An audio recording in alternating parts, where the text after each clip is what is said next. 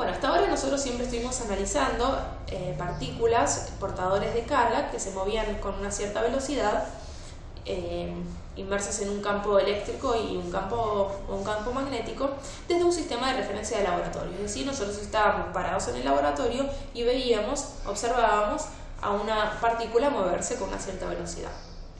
¿Qué pasa si ahora, como observador, en vez de pararme en el laboratorio, me paro sobre la partícula? Entonces, en ese caso yo no voy a ver ninguna velocidad. Pero la fuerza que experimenta la partícula, la fuerza real, no puede depender del observador, de dónde está parado. Eso al menos en los sistemas inerciales. Y vamos entonces a hacer un pequeño repaso de Física 1 para después hallar entonces la relación que tiene que existir entre los campos eléctricos y los campos magnéticos para que la fuerza real que experimenta la partícula sea la misma independientemente del marco de referencia que utilice el observador. Y esto es lo que se conoce como invariancia galileana, que las leyes del movimiento de Newton se tienen que mantener en los sistemas vinculados entre sí por la transformación de Galileo. Estos son los sistemas que se llaman inerciales y se cumple que la fuerza real, es decir, la fuerza neta que experimenta la partícula, y no tengo que agregar ninguna fuerza ficticia, tiene que ser igual a la derivada de la cantidad de movimiento respecto al tiempo, donde recordemos que la cantidad de movimiento P es la masa por la velocidad.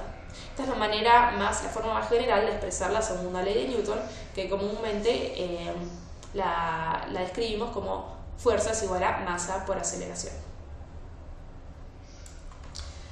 Con la invariancia galileana se mantienen el tiempo y las longitudes, y es equivalente esta transformación de Galileo a la transformación de Lorentz para velocidades mucho menores a la velocidad de la luz. Cerca de la velocidad de la luz ya no se mantiene el tiempo y la longitud, y la transformación que vamos a ver ahora se complica analíticamente un poco. Entonces puede ser que este mismo tema lo vean bajo el nombre de transformación de Lorentz para velocidades mucho menores a las de la luz, que es lo mismo que decirle transformación de Galileo. Entonces, tenemos acá dos sistemas de referencia, donde el sistema de referencia OS, es el sistema de laboratorio, y el sistema de referencia O' se mueve a una velocidad U respecto al sistema de referencia O.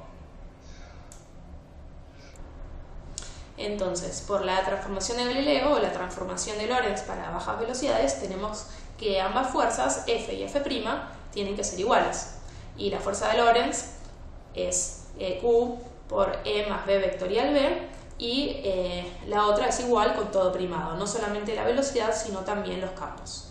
Entonces vamos primero a desarrollar un poco esta velocidad prima, que es la velocidad de la partícula vista respecto del sistema de referencia O'. B' tiene que ser igual a V menos U. ¿Y cómo hacemos esta recta? ¿Cómo va a ser este B'? Bueno, lo que hacemos es dar vuelta, invertir este vector, es decir, menos U va a ser este vector dado vuelta, y lo trasladamos a esta partícula, y ahora sumamos B con menos U, con la regla del paralelogramo, y nos da la dirección de la velocidad vista respecto del sistema de referencia O'. Y acá lo tenemos entonces reemplazado. Podemos ahora hacer un pequeño reacomodamiento de términos, y para que estos dos miembros sean equivalentes, entonces la fuerza magnética respecto al sistema de referencia del laboratorio O tiene que ser igual a esta velocidad V producto vectorial B', siendo B' el campo magnético visto desde el segundo sistema de referencia. Y bueno, algo análogo para el primer término. Entonces acá podemos despejar el vector E', y el campo eléctrico visto desde el segundo sistema de referencia tiene que ser el campo eléctrico visto desde el sistema de referencia del laboratorio O más U producto vectorial B'. Pero B' tiene que ser igual a B para que se cumpla esta segunda ecuación.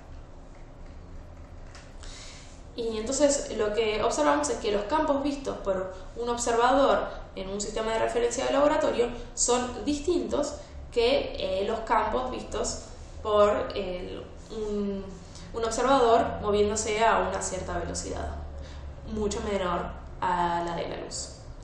A partir de esto podemos inferir que debe existir una relación entre campos magnéticos y eléctricos, y esto lo vamos a desarrollar más adelante.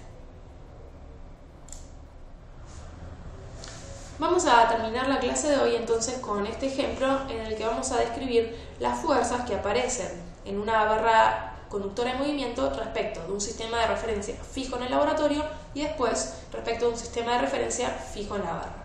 Y de hecho es uno de los problemas que aparece en la IA. Entonces primero vamos al caso más simple al que estamos más acostumbrados, que es en el que estamos parados en el laboratorio, donde tenemos una barra que se está moviendo a una velocidad v inmersa en un campo magnético v uniforme. Y no hay, primero no hay ningún campo eléctrico externo. Entonces, la fuerza que va a experimentar una carga en esta barra conductora, recordemos que como es conductora tiene infinitas cargas, así que nos podemos parar sobre cualquiera de ellas y vamos a agarrar una positiva. Por cada carga positiva que tenga la barra, como está descargada, no tiene carga neta, va a haber una negativa, pero bueno, elegimos una positiva. Entonces, esta carga Q que se está moviendo a la velocidad de la barra va a experimentar una fuerza, hagamos con la regla de la mano derecha, producto vectorial, pongan pausa si quieren y véanlo, una fuerza para arriba. Entonces, si una carga en un conductor experimenta una fuerza, no importa si es de naturaleza eléctrica o magnética, la carga se va a mover porque está libre en el conductor, libre de moverse libremente. Entonces lo que va a suceder es que las cargas positivas se van a acumular en el extremo superior de la barra y las cargas negativas, que van a experimentar una fuerza igual y opuesta, se van a acumular en el extremo inferior de la barra.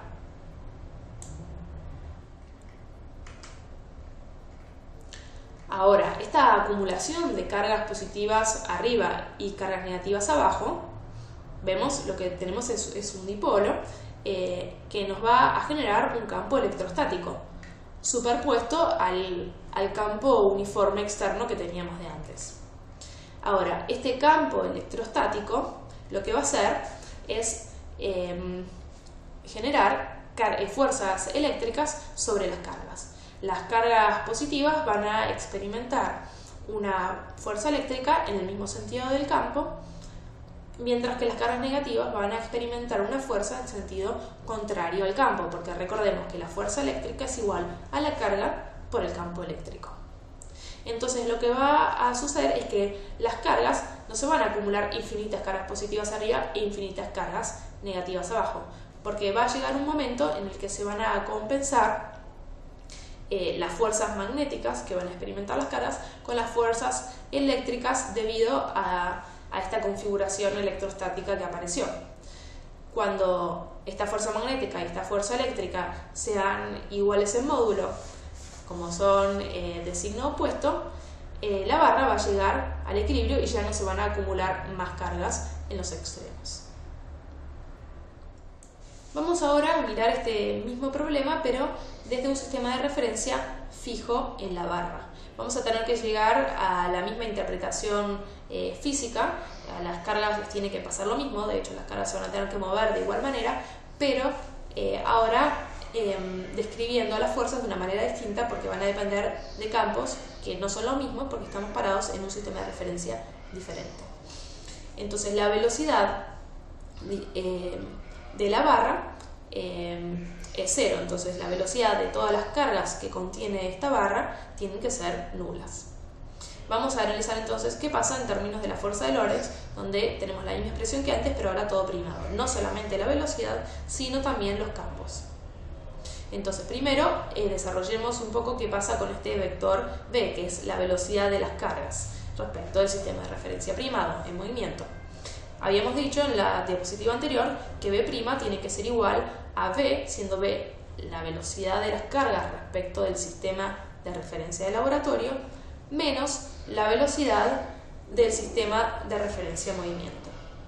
Entonces, la velocidad del sistema de referencia de movimiento u, despejamos, nos da que es B', la velocidad de movimiento, la velocidad de las cargas respecto del sistema de referencia primado, más la velocidad de las cargas respecto del sistema de referencia de laboratorio.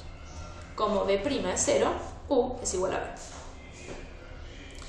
B. Por lo tanto, el campo eléctrico respecto del sistema de referencia fijo en la barra tiene que ser igual al campo eléctrico respecto del sistema de referencia fijo en el laboratorio más la velocidad del sistema de referencia fijo en la barra, producto vectorial, el campo magnético respecto del sistema de referencia fijo en la barra.